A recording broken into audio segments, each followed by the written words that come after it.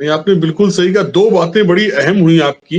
एक तो जो हकीकत की बात आप कर रहे हैं, इमरान खान का भी एक वीडियो सामने आया कि मैंने 17 साल पाकिस्तान को बचाने के लिए कोशिश की है, अब मैं ये जिम्मेदारी आप पे सौंप रहा हूं कि आपको खड़े होना है। ये भी एक वीडियो सामने आया था उनका, ऑफिशियल वीडियो था एक तरह का। तो लेकिन सामने आ गया, उस कहीं से निकल के बाहर आया। बहरहाल, दूसरी एक बड़ी चीज जो इस वक्त आपने एक जुमला कहा, बड़ा सख्त और सही है, सच है, हक है, कि इस वक्त उम्मत नाम की चीज तो नहीं है। नेशनलाइज हो चुके हैं हिंदुस्तानी, पाकिस्तानी, ईरानी और तमाम जगह के लेकिन जो वाकई कुरान मजीद में या हदीस मुबारका में उम्मा के मीनिंग्स हैं, उसके तहत कहीं पे भी उम्मत नहीं है। बिल्कुल हक बयानी आपकी। और वाकई ये बिल्कुल कुछ चीजें ऐसी होती हैं जो अपने खुद ब खुद जहन जो है खुलने की, मतलब उस पे कगार पे आ जाता है कि भाई खुद भी सोचना पड़ता है कि हम कहाँ खड़े हैं। बहरहाल, मैं रुजू करना चाहूंगा एक सवाल के लिए फजील अहमद साहब से, कि अभी अब्दुल मलिक अलहूती का बयान आया था आज की रिपोर्ट में कि हमारे भाई इजराइल के यानी दुश्मन के साए में अभी भी जिंदगी गुजार रहे हैं, और अगर ऐसा हाल रहा तो ये बर्दाश्त नहीं किया जाएगा। ये एक बयान आया था उनका। तो क्या ये यमन, लेबनान और ईरान अब सीधा मोर्चा खोलने के लिए तैयार हैं पूरी तरह से, या फिर अभी खामोश रहेंगे? देखिए जाफरी साहब, आज दुनिया का हाल ऐसा हो गया है कि जब जी सेकेंड वर्ल्ड वॉर से पहले ब्रिटेन की एक हुकूमत हुआ थी जिसके राज में सूरज नहीं डूबता था, तो जी उनकी एक रॉयल फैमिली होती थी। करीब करीब पूरी दुनिया में 40-45 लोग या 50 लोग उनकी रॉयल फैमिली होती थी। उन सबको जी रॉयल बनाने के लिए वो सरकार पूरी उन्हीं के लिए वो सरकार काम करती थी, उनकी फैमिली के लिए। जी और उसके लिए कोई भी किसी भी रॉयल फैमिली का कोई मेंबर, किसी भी कंट्री का कोई बादशाह या हुकूमत करने वाला व्यक्ति अगर उसकी आवाम कोई विद्रोह करती थी, तो 10 देशों से सेना जाकर के उसको दबा देती थी। जैसे हमारे यहाँ मंगल पांडे को हुआ, समझ रहे हैं आप? जैसे झांसी की रानी को दबा दिया गया, मंगल पांडे को दबा दिया गया। वो जी आज की जो दुनिया है, ये जो आप मुसलमान और ईसाई और यहूदी मत देखिए, ये भले इनका लिबास जो है मुसलमान जैसा है, वो चोला वाला पहन करके दिखने में लगते हैं कि ये तो मुसलमान है, लेकिन ये एक रॉयल फैमिली की तरह ये लोग काम कर रहे हैं। इनको इससे मतलब नहीं जी उम्मा से क्या है, मुसलमान से क्या है, कुछ नहीं। इसमें लीडर भी शामिल है, ऑपोजिशन लीडर भी शामिल है, दोनों मिले जी हुए हैं। पूरी दुनिया में ऐसा चल रहा है। कहीं कोई विद्रोह नहीं, कहीं कोई विरोध नहीं, सिर्फ दिखावे के लिए विरोध होता है कि हाँ भाई, आए कागज फाड़े, मोमबत्ती जलाए और चले गए। समझ रहे हैं आप? हम्म, विपक्ष नाम की चीज, विपक्ष भी एक्ट कर रहा है, एक्टिंग कर रहा है, और सत्ता पक्ष जी भी एक्टिंग कर रहा है। दोनों मिल करके एक रॉयल फैमिली जैसा वातावरण पूरी दुनिया में बन चुका है। आज अब इतना बड़ा ट्रम्प पूरी टैरिफ वार हुआ, बाइडेन बोले कहीं, अपोजिशन सुना आपने अमेरिका में कहीं? हम्म, कहीं आज अमेरिका के लोग सड़कों पर उतरे? आपने जी देखा कहीं अपोजिशन कि बाइडेन या बाइडेन की पार्टी के लोग कहीं सामने आए? पूरी दुनिया में कहीं भी अब अपोजिशन और सत्ता पक्ष दोनों मिल गए हैं। अब जी डेमोक्रेसी नहीं रही है, सिर्फ दिखावे के लिए है। और ये ईसाई है, ये मुसलमान है, ये यहूदी हैं, ये सब अपने लिबास से पहचाने जाते हैं। अंदर का कैरेक्टर जो है ना, सबका एक जैसा है। क्या यहूदी, क्या ईसाई, क्या मुसलमान, भले ये लिबास पहन करके अपना दिखाते हैं कि हम इस्लामिक हैं, और जब मीडिया में आते हैं तो इस्लामिक बन जाते हैं। लेकिन इनके अंदर का साम्राज्यवाद, आप एक शब्द हम्म, सुने होंगे, साम्राज्यवाद। भगत जी सिंह जी ने जब बम मारा असेंबली में, तो सबसे पहला नारा लगाया कि साम्राज्यवाद मुर्दाबाद। ये क्या है? यही है हम्म, साम्राज्यवाद, कि एक रॉयल फैमिली के माध्यम से आप पूरी कंट्री को, पूरी दुनिया को कब्जा कर लें, और किसी की कोई सुनवाई ना करें, डेमोक्रेसी नाम की कोई चीज ना हो। यही साम्राज्यवाद है। साम्राज्यवाद मुर्दाबाद। भगत सिंह ने असेंबली में बम मारा तो सबसे पहले यही कहा कि साम्राज्यवाद मुर्दाबाद। साम्राज्यवाद यही है जहां आपको न सुना जाए, जहां विस्तार यानी हम्म, अपने साम्राज्य का विस्तार आप करते जाओ, आपको कुचलता है, आपको कुचल दिया जाए, आपको आपको हम्म, सीने पर घोड़े चल दौड़ा दिए जाए, हाथियों के पंजों से आपके चेहरे को मसल दिया जाए, लेकिन हमारा साम्राज्य बढ़ता जाए। आपकी जान की, इंसान के जान की कीमत को खत्म करके आप साम्राज्य को बढ़ाते चले जाइए और अपनी जीत का जश्न मनाते चले जाइए, जीत का जश्न मनाते चले जाइए और इंसानों को कुचलते चले जाइए और जाके कहिए कि मैं तो विजयी हो गया। तो यही साम्राज्यवाद है। आप इंसानों को कुचल करके साम्राज्य का विस्तार नहीं कर सकते हैं। यदि करेंगे तो सारी आवाम मिल करके आपको कर, लेकिन ताकत के सामने इंसान टूट जाता है। ताकतवर जब आप हैं तो आप इंसान टूट जाता है, उनके जुल्म को सह लेता है, मर जाएगा।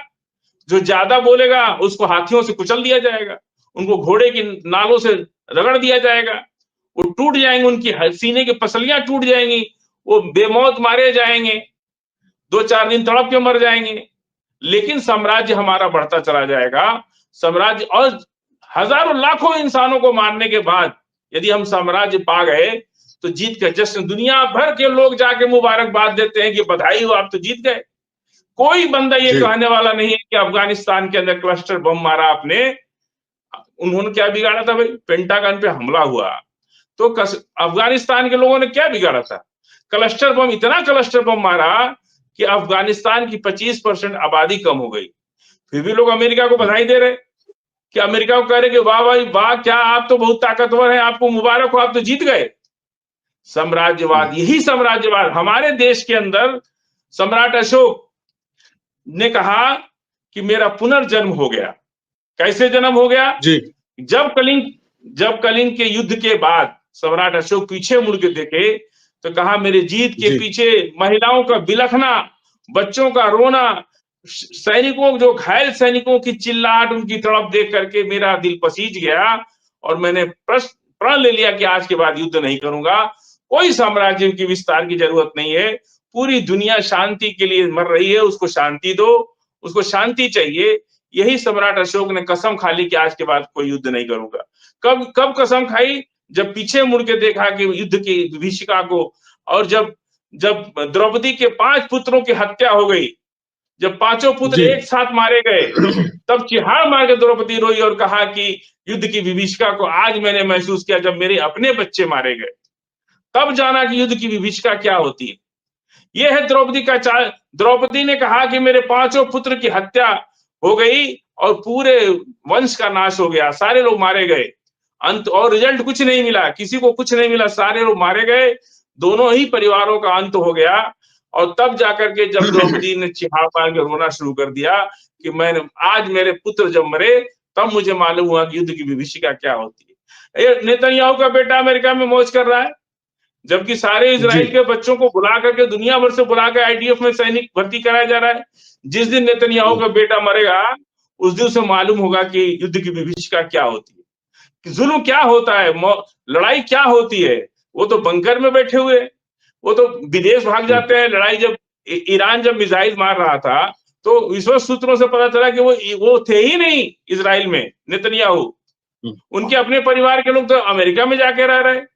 अगर वो विभीषिका अगर वो झेलते, उनके बिल्डिंगें गिरती उनके ऊपर, अगर बिल्डिंगें गिरती उनके ऊपर, शेड गिरते उनके ऊपर, बम गिरते, उनके अपने बच्चे मारे जाते, तब वो समझते कि युद्ध की विभीषिका क्या होती है। जितने भी, चाहे अर्दवान साहब हो, चाहे अरब हो, चाहे यूएई हो, चाहे जितने भी आप उम्मा की बात कर रहे, ये सारे लोग जो है एक चरित्र हो गया इनका, एक इनको लगता है कि हम रॉयल फैमिली हैं, हम रॉयल रूल करने के लिए पैदा हुए हैं, आने हमारा बेटा भी हमारे बाद रूल करेगा, उसका बेटा भी उसके बाद रूल करेगा, और मिल करके चाहे आवाम मर जाए जी जाए, उनसे इस बात, हम लोग जितना यहाँ बातें कर लेते हैं, ये लोग उतना सोचते भी नहीं कि फिलिस्तीन में आज कितने लोग मारे गए।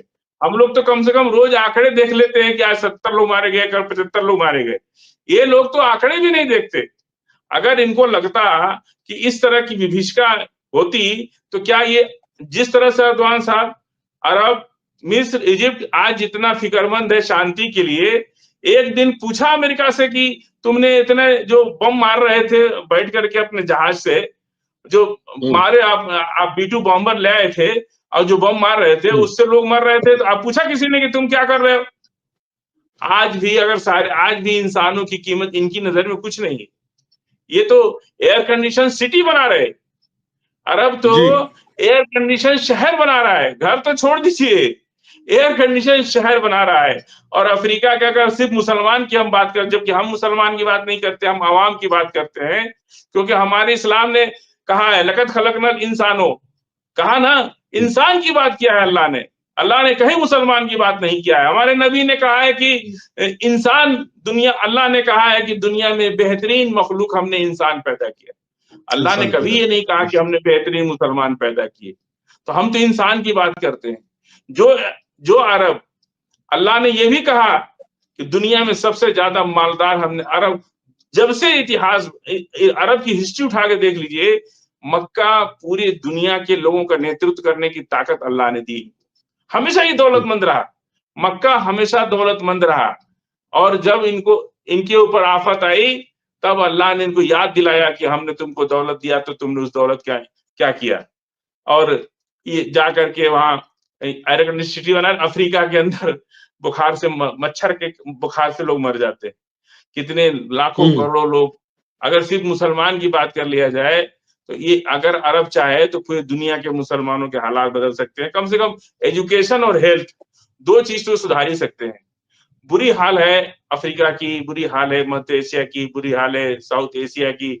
सभी लोग रिच थोड़े ही है भाई।